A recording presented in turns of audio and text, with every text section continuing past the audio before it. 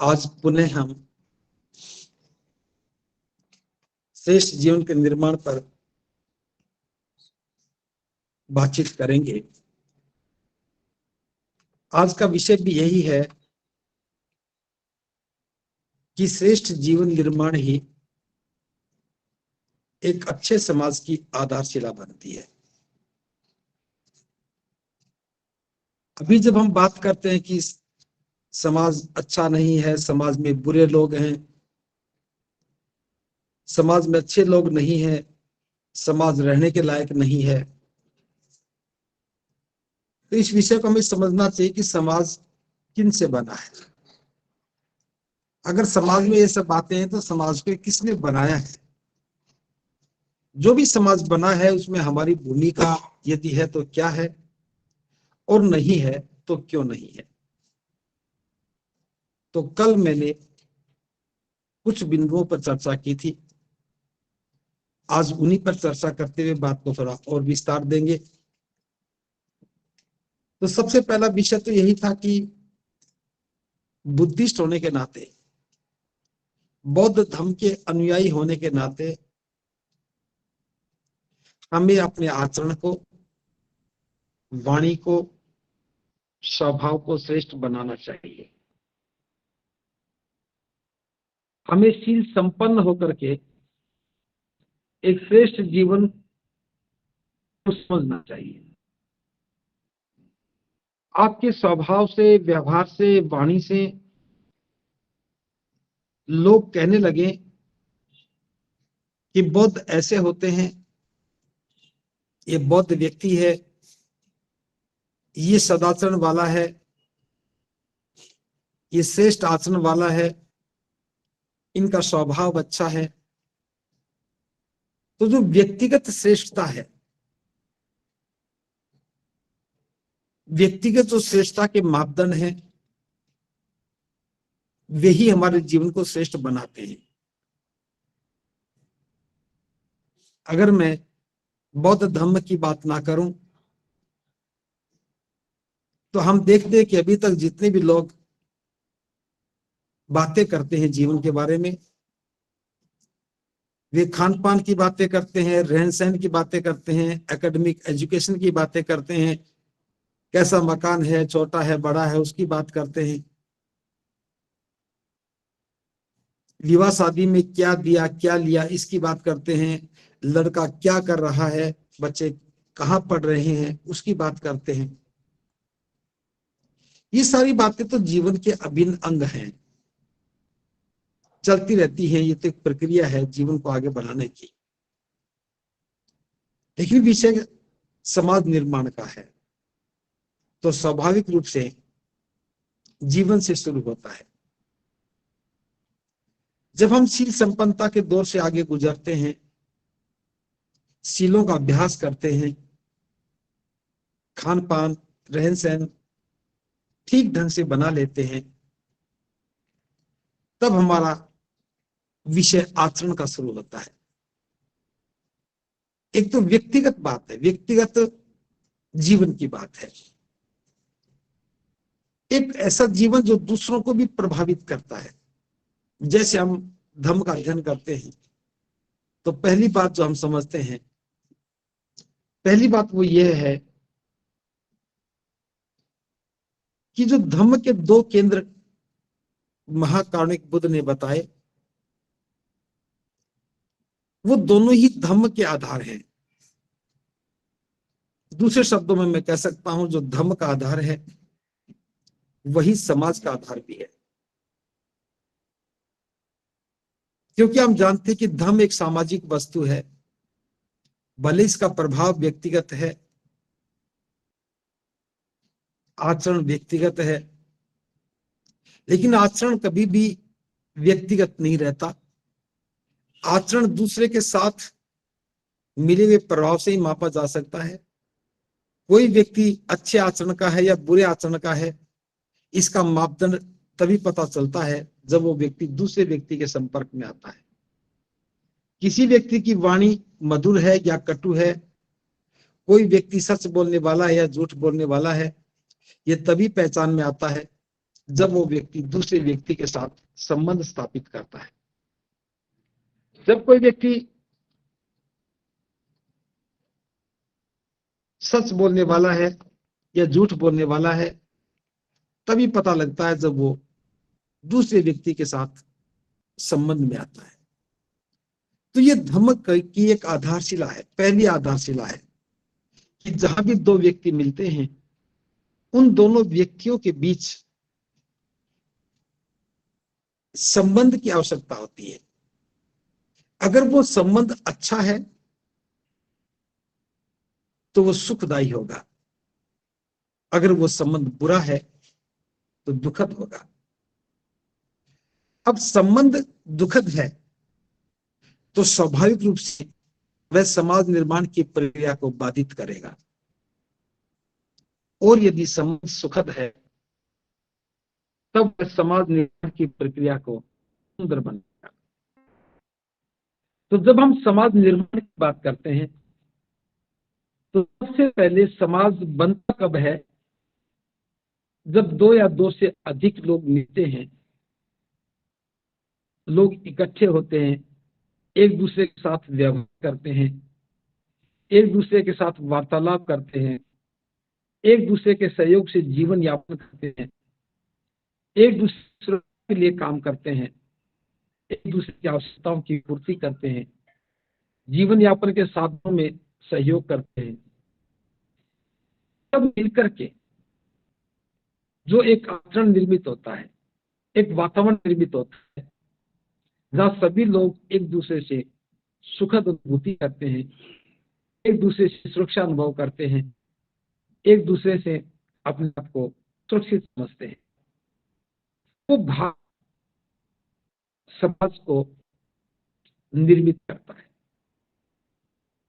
जहां भी कुछ लोग रहते हो, आपस में द्वेष करते हो, आपस में ईर्ष्यालु हो, एक दूसरे पर संदेह करते हो, तो वहां रहना दुर्बल हो जाता है, बुरे संबंध दुखदायी होते हैं। ऐसे समाज की कल्पना नहीं की जा सकती। कहने को तो कह सकते हैं कि यहाँ कुछ मनुष्य रहते हैं, लेकिन हम उसे समाज नहीं कह सकते। मनुष्य का एक झुंड तो कहा जा सकता है, कहा जा सकता। तो धर्म की अगर अवधारणा की मैं बात करूं, समाज निर्माण की बात की शुरुआत करूं, तो तथागत ने कहा कि मेरे धर्म का आधार दो मनुष्य के बीच में संबंध है। जहां भी दो व्यक्ति मिलते हैं, उनके बीच में जो संबंध है वो धर्म का आधार है। तो बौद्ध होने के नाते हमें इस संबंध को बड़ी गहराई से समझना चाहिए।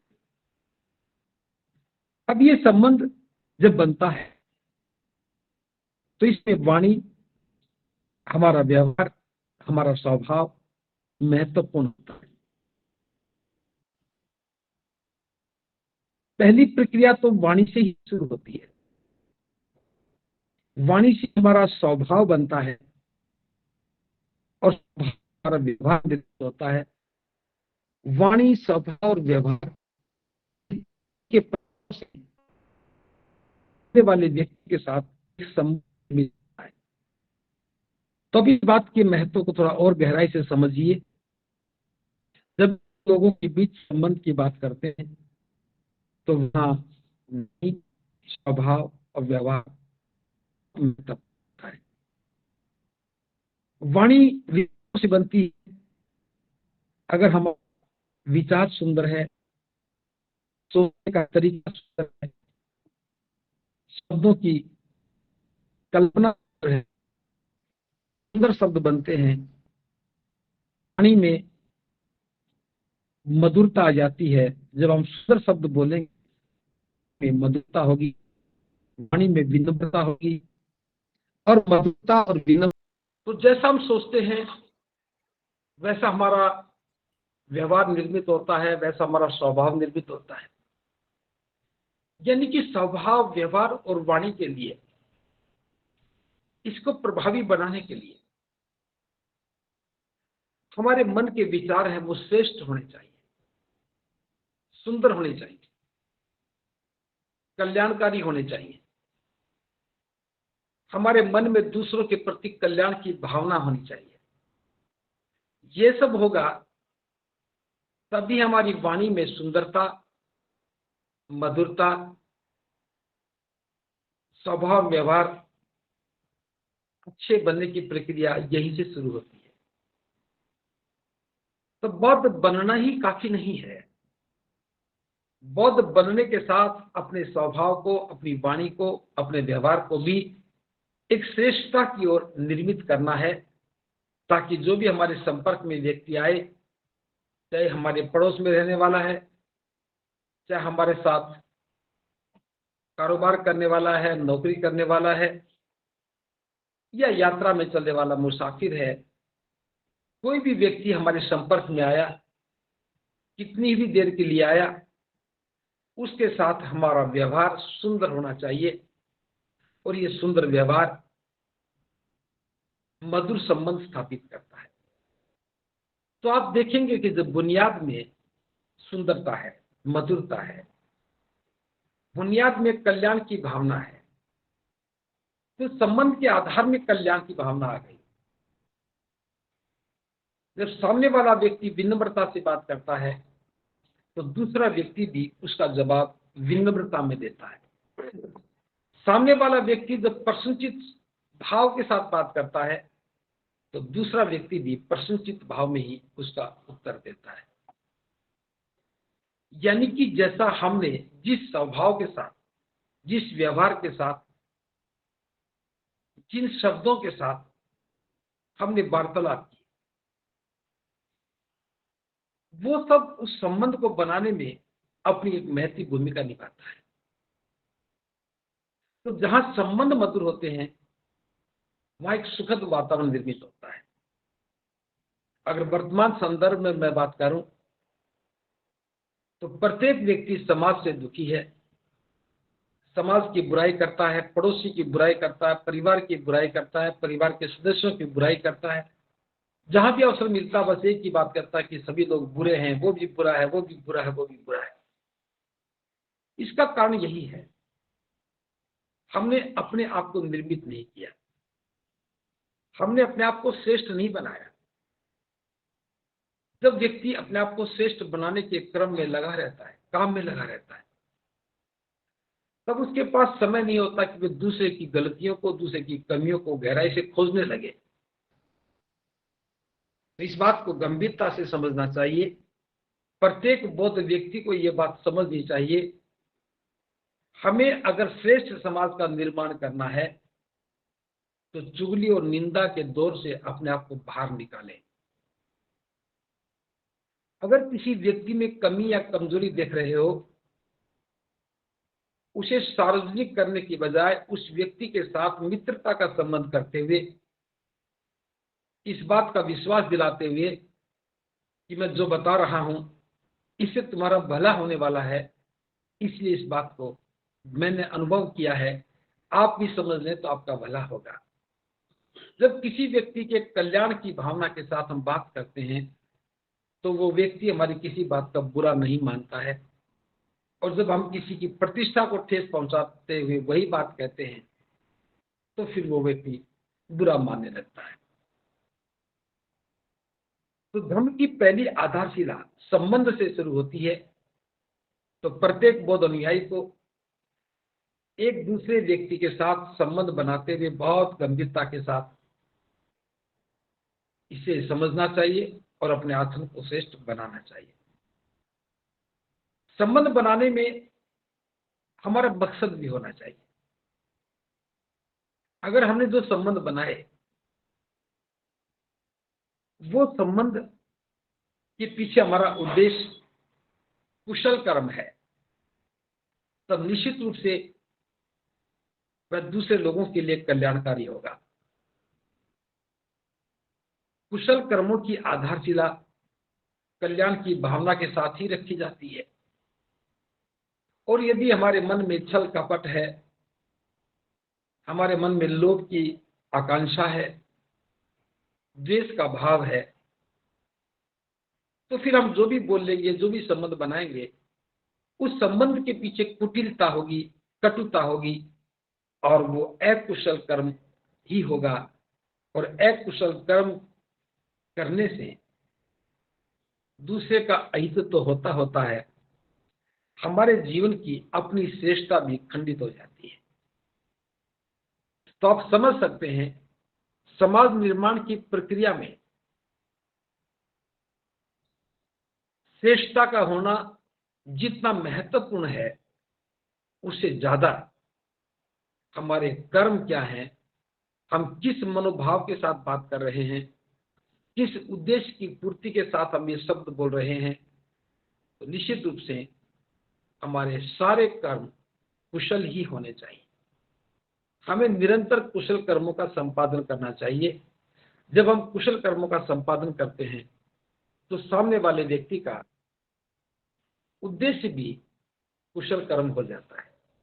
जब हम किसी के साथ कुटिलता से बात करते हैं, छल कपट से बात करते हैं, द्वेषपूर्ण बात करते हैं, तो सामने वाला व्यक्ति का स्वभाव और व्यवहार भी कुटिलता के साथ द्वेष की भावना से परिपूर्ण हो जाता है और संबंधों को बिगाड़ने में, एक दुखद वातावरण की पैदा करने में सहयोगी हो जाता है। ये बात इसलिए महत्वपूर्ण है कि भारत में बौद्ध धर्म का आंदोलन इस समय शैशव काल में है। बड़ी तेजी से लोग धर्म की ओर आकर्षित हो रहे हैं। ऐसे में आवश्यकता है कि हम बहुत ही सजगता के साथ एक कदम आगे बढ़ाएं। अब समाज निर्माण की प्रक्रिया में दूसरा बिंदु बहुत महत्वपूर्ण है। यह भी महाकारुणिक बुद्ध ने धम्म की आधारशिला के रूप में ही दिया। तथागत कहते हैं कि जो व्यक्ति दुखी है, दुखी व्यक्ति को दुख मुक्ति, सुख प्राप्ति का मार्ग बताना, उसको दुखों से दूर करना, दुखों से बाहर निकालना और सुख के मार्ग पर चलने की प्रेरणा देना, सुख के मार्ग पर चलने के लिए मार्ग देना, यह धम्म का दूसरा आधार बिंदु है। अब जो दूसरा आधार है वो व्यक्ति के कष्टों को दूर करना है। कुशल कर्मों तक तो मैं समझता हूं कि अधिकांश लोग पहुंच जाते हैं, क्योंकि दूसरे का हित करने का सभी का मकसद नहीं होता। कुछ अपवाद को छोड़ दिया जाए तो अधिकतर लोग एक दूसरे के साथ कुशलता के संबंध बनाते हैं। लेकिन जो दूसरा आधार बिंदु है, आधार केंद्र है, जो दुखी लोग हैं उनको दुख मुक्ति का मार्ग बताना और उनको सुख प्राप्ति के मार्ग पर ले जाना हमारी प्राथमिकता होना चाहिए। हम अक्सर यहां चूक जाते हैं। समझदार लोग मंच पर खड़े होकर के भाषण दे देंगे, हमें बच्चों को पढ़ाना चाहिए, बाबा साहब ने शिक्षित बनने के लिए कहा, हमें शिक्षित होना चाहिए, बाबा साहब ने हमें संगठित होने के लिए कहा, हमें संगठित होना चाहिए, बाबा साहब ने हमें संघर्ष करने के लिए कहा, हमें संघर्ष करना चाहिए। अब यह विषय बताना नहीं है, यह विषय तो करने का है। अगर बाबा साहब ने शिक्षित बनने के लिए कहा तो बनाने का काम कौन करेगा? वो काम हम ही करना चाहिए। जब हम बाबा साहब के शब्दों को ही समाज में दोहराते हैं तो हमें लगता है कि हम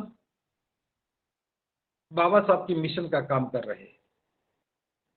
इसमें कोई संदेह नहीं कि आप काम कर रहे हैं, लेकिन ये काम इतना नहीं है कि इसको महत्वपूर्ण काम मान लिया जाए। महत्वपूर्ण काम कब होगा? जब हम साधनहीन गरीब व्यक्ति को, जो शिक्षा विहीन है, शिक्षा के महत्व को नहीं जानता है, शिक्षा के प्रभाव से भी दूर है, उसके माता पिता को इतनी समझ नहीं है, घर की बुरी परिस्थिति का हवाला देकर के बच्चों को शिक्षा से दूर रखने की एक नासमझी उनकी है, तो ऐसे में हमारा फर्ज बनता है उस परिवार के साथ हम मित्रता के संबंध बनाएं। इस बात को थोड़ा ध्यान से सुनेंगे तो मैं समझता हूं समझना और आसान हो जाएगा। अभी तक मैं जो देख रहा हूं, जो सामाजिक कार्य करता है, तो जब भी किसी व्यक्ति को अभाव में देखता है, दुखी देखता है, पीड़ित देखता है, तो उसको उपदेश देने लगता है, उसको आदेश देने लगता है, उसकी कमजोरियों पर प्रहार करने लगता है। और वो व्यक्ति सोचता है एक तो मैं गरीब हूं, एक मैं अनपढ़ हूं, एक मैं जानता नहीं हूं, लेकिन जो भी पढ़ा लिखा आता है वो मेरे पर ही व्यंग बाण कसता है, वो मेरे पर ही छींटाकशी कसता है, मेरी गरीबी का, मेरी अज्ञानता का, मेरी अविद्या का मजाक उड़ाता है। अगर उस श्रोता के भाव में, मन में ये भाव पैदा हो गया कि जो भी शिक्षित व्यक्ति आता है, पढ़ा लिखा व्यक्ति आता है, संपन्न व्यक्ति आता है, वो मेरा ही मजाक उड़ाता है, तो याद रखिए वो आपके प्रभाव से दूर चला जाएगा, आपके साथ कभी जुड़ेगा नहीं और कभी भी हमारी बात को स्वीकार नहीं करेगा। तो यार क्या करना चाहिए? बाबा साहब ने जिस काम को करने के लिए कहा है, हमें उस काम को करना चाहिए। कोई व्यक्ति अपने बच्चे को नहीं पढ़ा रहा, तो उसके घर में बैठ करके अगर हम बात करते हैं या उसे अपने घर में बुला करके अपने सामने बिठा करके, आपके घर में बहुत सुंदर सोफा है या कुर्सियां हैं, उस पर बिठा करके एक कप चाय पिलाते हुए जब हम उसे बात कहेंगे कि देखो मैं पढ़ा हूं तो मुझे आज ये सुख सुविधा मिली है, मेरे पिता ने कष्ट उठाए, समझदारी दिखाई, तब मेरा जीवन बदला। अगर आप भी अपने बच्चों के साथ थोड़ा सा ध्यान देना शुरू करें, उन्हें भी शिक्षित करने के लिए प्रयास करें, तो निश्चित रूप से आपके जीवन के कुछ वर्ष तो कष्टकारी होंगे, लेकिन शेष जीवन आपका सुंदर हो जाएगा, सुखी हो जाएगा और आपके बच्चे का जीवन तो हमेशा के लिए श्रेष्ठ बन जाएगा। हमें उस व्यक्ति के मन में एक उम्मीद पैदा करनी चाहिए। अब विषय ये उठता है कि आप कहेंगे जी वो तो गरीब आदमी है, कैसे पढ़ाएगा? तो फिर हमारे कल्याण की भावना यहां जागृत होती है। हम उसे कहीं चिंता मत करो, थोड़ा सा सहारा मैं देता हूं, थोड़ा सा खुद करो। इसमें कोई संदेह नहीं, सभी लोग एक जैसे नहीं होते। अगर हम 10 लोगों के बीच में, 20 लोगों के बीच में, 50 लोगों के बीच में जाते हैं, उनसे बातचीत करते हैं, सामूहिक बात करते हैं, व्यक्तिगत बात करते हैं, किसी को थोड़ा सा सहयोग दे देते हैं, किसी के माता पिता को अप्रिशिएट कर देते हैं, किसी के माता पिता की इच्छाएं जागृत कर देते हैं, तो कहीं बच्चों के मन में भाव पैदा करते हैं। ये सारी बातें एक संबंध निर्मित करेंगे। ये बातें करते हम क्या कर रहे हैं? जो दुखी व्यक्ति है, जो पीड़ित व्यक्ति है, वो दुखी और पीड़ित व्यक्ति अपने आप को सुरक्षित अनुभव करने लगता है। एक माता पिता के मन में भाव पैदा होता है कि मेरा बेटा भी पढ़ेगा तो ऐसा हो जाएगा। उस भाव में हम सहयोगी बन जाते हैं कि चिंता मत करो, इसके महीने की 500 रुपया फीस लगती है, 300 रुपया मैं दे रहा हूं, 200 रुपया तुम देना शुरू करो। इस बार इसके कपड़े मैं दिलवा देता हूं, एक थैला मैं दिलवा देता हूं। आप कल्पना नहीं कर सकते कि एक ऐसे जरूरतमंद परिवार में जाकर के जब हम एक छोटा सा उपहार उस बच्चे के लिए देते हैं, पैसे के रुपए में कोई बहुत बड़ी बात नहीं है, आप 500 1000 रुपये खर्च कर देते हैं, लेकिन उससे जो उसका मनोबल बढ़ता है, वो मनोबल उसके जीवन की आधारशिला बन जाता है। उसका पिता प्रयास करने लगता है, उसकी माता प्रयास में भागीदार बनती है। जहां आर्थिक संकट है उसमें हम सहयोगी बन जाते हैं। कभी कभी हम उसको पूछ लेते हैं, हालचाल पूछ लेते हैं। आवश्यकता पड़ने पर अगर किसी बच्चे को हम एक पेन भी उपहार में देते हैं, एक 5 रुपए की पेंसिल भी उपहार में देते हैं, तो उस बच्चे के लिए उत्साहवर्धन का काम करता है। हम तमाम बाबा साहब के अनुयायी बस यही गलती करते रहे। हम शिक्षित बनो तो कहते रहे, लेकिन शिक्षित बनने के लिए, बनाने के लिए हमारे प्रयास शुरू नहीं हुए, और उसका परिणाम हुआ कि हम, जो लोग विकास की अवधारणा से भी दूर हैं, जिनके जीवन को शिक्षा छू करके भी नहीं गई, जो मजदूर बने बैठे हैं, उनको हम अपने साथ जोड़ नहीं पाए। अगर कोई विशेष कार्यक्रम होता है, बाबा साहब की जयंती का कार्यक्रम है, बुद्ध पूर्णिमा का कार्यक्रम है, या विशेष प्रकार के कोई कार्यक्रम करते हैं, तो निमंत्रण देते वक्त समय हम सभी लोग वॉइस्ड होते हैं, हमारे मन में भेद रहता है। हम अपने समकक्ष लोगों को ही, अपने बराबर के लोगों को ही आमंत्रण देते हैं। अगर कोई बैंक में नौकरी करता तो बैंक वाले को देगा, अध्यापक है तो अध्यापक को देगा, डॉक्टर को देगा। हमारे पास में रहने वाले, उसी गली में रहने वाले गरीब जो आदमी है, वो हमें कभी नजर नहीं आते। और इसका कारण यह है कि वास्तव में जिसका भला होना था, वो उस मार्ग से वंचित रह जाता है।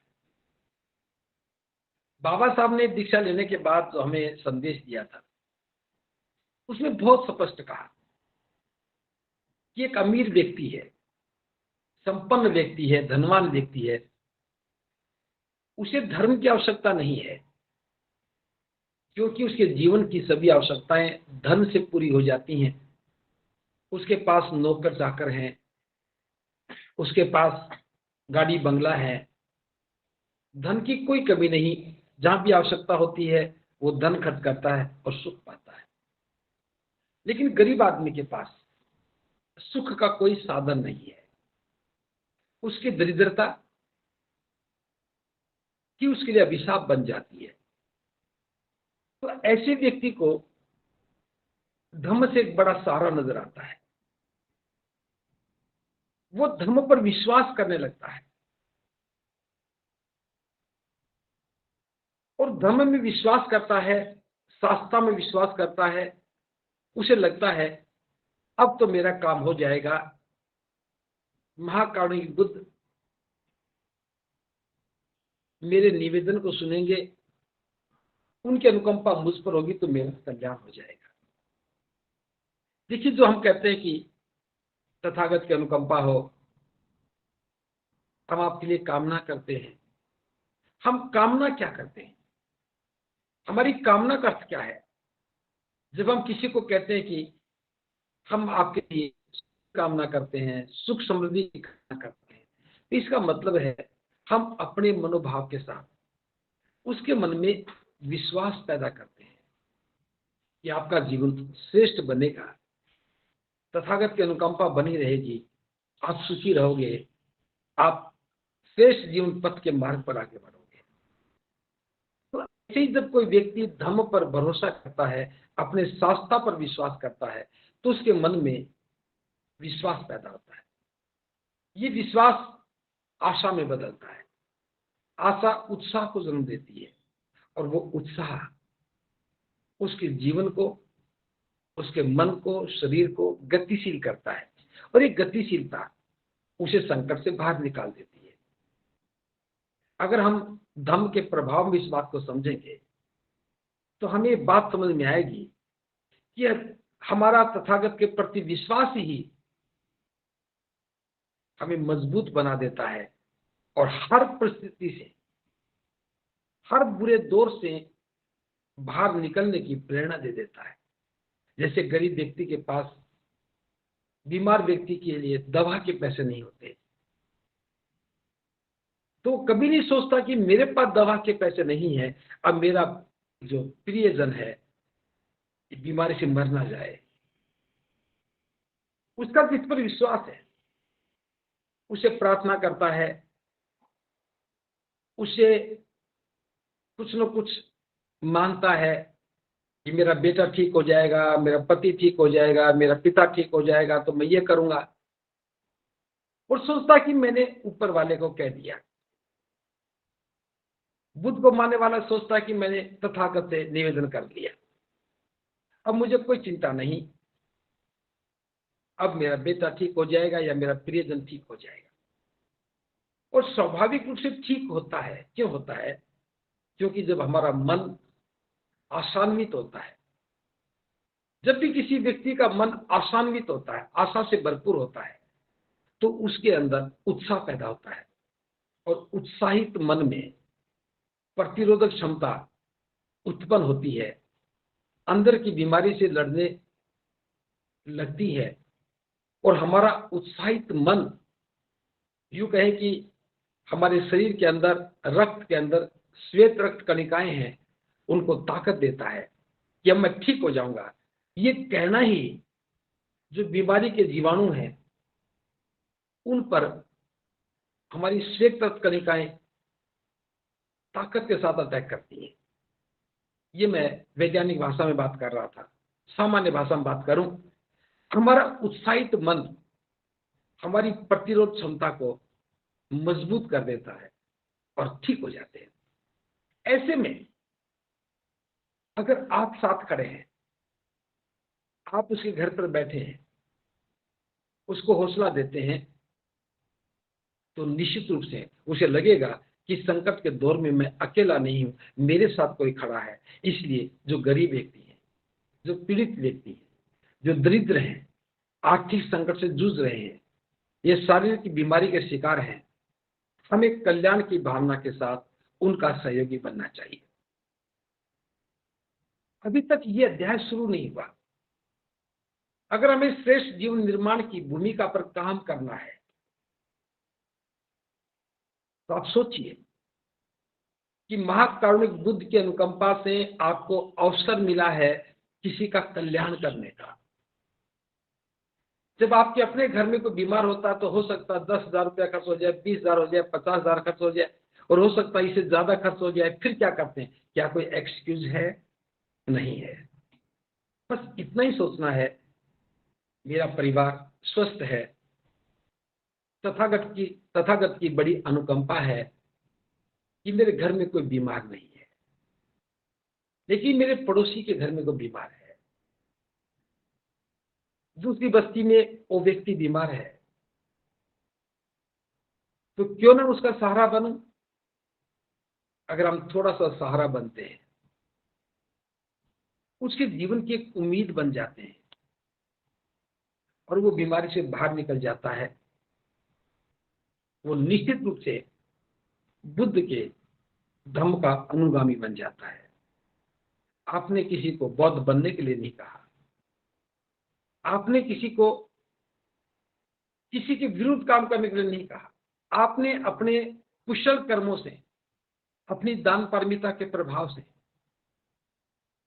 अपने मन को और श्रेष्ठ बनाने के भाव से दुखी व्यक्ति की सेवा के लिए एक कदम आगे बढ़ाया, तो समाज के निर्माण में यह कदम बहुत मजबूती के साथ आधार बनकर के जोड़ने का काम करेगा। हम सब लोगों को समाज को जोड़ने के लिए काम करना चाहिए, लेकिन जब जोड़ने की बात आती है तो हर व्यक्ति अपनी ही जाति के लोगों को जोड़ने की बात करता है। अगर हम इसी भाव में रहे तो याद रखना, कभी बौद्ध नहीं बन पाएंगे। बौद्ध जातियों के बारे में नहीं रहते, बौद्ध मानवता के दायरे में रहते हैं। जो बौद्ध नहीं है, याद रखना, वो जातियों के बारे में बंधा हुआ एक जीव है, और जो बौद्ध है वो मानवता की सीमाओं में स्वतंत्र रूप से काम करने वाला एक व्यक्ति है। जब तथागत की अनुकंपा से हम इस बात को समझ पाए हैं कि हमारे जीवन का मकसद ही दूसरे का कल्याण करना है, और इस कल्याण की भावना में हमारी दान पारमिता की भावना पुष्ट होती है। हम दान पारमिता के प्रभाव से अपनी प्रजा को भी पुष्ट करते हैं। प्रज्ञावान है, दान नहीं कर रहे, तो याद रखना प्रज्ञा बिल्कुल भी नहीं है। आप धनवान है, विद्वान है, सब कुछ है, लेकिन आप कल्याण की भावना के साथ काम नहीं करते हैं, आप दान पारमिता में शून्य हैं, तो फिर आप प्रज्ञा में भी शून्य हैं। आप सम्यक दृष्टि वाले नहीं हैं। सम्यक दृष्टि वाला व्यक्ति ही प्रज्ञावान होता है, और प्रज्ञावान व्यक्ति दान पारमिता के प्रभाव में हमेशा बना रहता है। तो इस प्रकार से जो धर्म के जो दो आधार स्तंभ हैं, एक तो संबंध और दूसरा से दुख मुक्ति और सुख प्राप्ति के मार्ग पर काम करना। तो जितने भी धर्म भूमि के साथ जुड़े लोग हैं, इस गूगल मीट के साथ जुड़े हुए जितने भी उपासक उपासिकाएं हैं, मैं उनसे कहना चाहूंगा कि आप भी निरंतर धर्म के दो आधार केंद्रों पर काम करना शुरू करें। अगर आप हर महीने किसी व्यक्ति की सहायता कर रहे हैं, तब निश्चित रूप से आप धर्म की सेवा कर रहे हैं। किसी बच्चे को शिक्षा में सहायता करो, बीमार को दवा में सहायता करो, जरूरतमंद व्यक्ति को उसकी आवश्यकता के अनुसार उसकी सहायता करो। ये जो मानवता की सेवा है, इस सेवा भाव के साथ बौद्ध समाज का निर्माण होना चाहिए। कुछ लोग दुर्भावना के साथ समाज निर्माण की बात करते हैं, कुछ लोग आलोचना और कटुता के साथ समाज निर्माण की बात करना चाहते हैं। ये बौद्ध धर्म की बात नहीं हो सकती, उसकी व्यक्तिगत बात हो सकती है। इसलिए मैं कहना चाहता हूं कि धर्म का नेतृत्व करने वाला व्यक्ति धार्मिक स्वभाव का होना चाहिए। धर्म का नेतृत्व करने वाला व्यक्ति धर्म के आचरण से परिपूर्ण होना चाहिए। धर्म का प्रचार प्रसार करने वाला व्यक्ति करुणा और मैत्री के भाव में पारंगत होना चाहिए। धर्म की चर्चा करने वाला व्यक्ति कुशल कर्म करते हुए प्रत्येक व्यक्ति के कल्याण की भावना के साथ काम करने वाला होना चाहिए। तो बहुत ज्यादा बात ना करते हुए, इन्हीं दो बिंदुओं पर बात करते हुए अपनी वाणी को विराम देने से पूर्व मैं कहना चाहूंगा, आप सभी लोग अपने घर में एक दान पात्र रखें। प्रतिदिन उसमें जो भी आपकी श्रद्धा हो उसे डालें। जितना भी आपके मन से ये दान भावना से उस पात्र में डाल सको डालिए, और महीने में एक बार जो भी इकट्ठा हो जाए उसे धर्म के लिए दान कीजिए। हर रोज दान पारमिता का प्रभाव, हर रोज दान पारमिता का अभ्यास हमें धर्म में पारंगत होने में बड़ी सहायता करेगा। इसके साथ साथ जब भी समय मिले, भले सप्ताह में एक बार किसी जरूरतमंद व्यक्ति के पास जाकर के बैठो, उसके साथ मधुरता के संबंध बनाओ, उसके साथ भाईचारा कायम करो और उसके कल्याण की बात करो। मैं बिल्कुल नहीं कह रहा हूं कि आप धर्म की बात करो। जिस बात से उसका भला होता हो, जिस काम को करने से उसका भला होता हो, सिर्फ वही बात करो। बस उसके लिए यही धर्म है, और हमारे लिए ये कर्म हो गया। हमारा कुशल कर्म उसके लिए धर्म बन गया। हमारा कुशल कर्म उसके जीवन का मार्ग प्रशस्त करने वाला बन जाता है। महाकारुणिक बुद्ध की कितनी बड़ी अनुकंपा है हम पर कि हम इस बात को समझ पा रहे हैं और करने के लिए संकल्पित हो रहे हैं। ज्यादा से ज्यादा लोगों से संबंध बनाओ, मधुरता के संबंध बनाओ, और विशेष रूप से जो आवश्यकता जिनको है, जरूरतमंद लोग हैं, गरीब लोग हैं, उनके साथ अच्छे संबंध बनाओ। निश्चित रूप से बौद्ध धर्म की आधारशिला बहुत मजबूत होगी। हमारा श्रेष्ठ आचरण श्रेष्ठ जीवन निर्माण में एक महत्वपूर्ण भूमिका निभाएगा। इन्हीं शब्दों के साथ मैं अपनी वाणी पे विराम देता हूं। सबका मंगल हो, सबका मंगल हो, सबका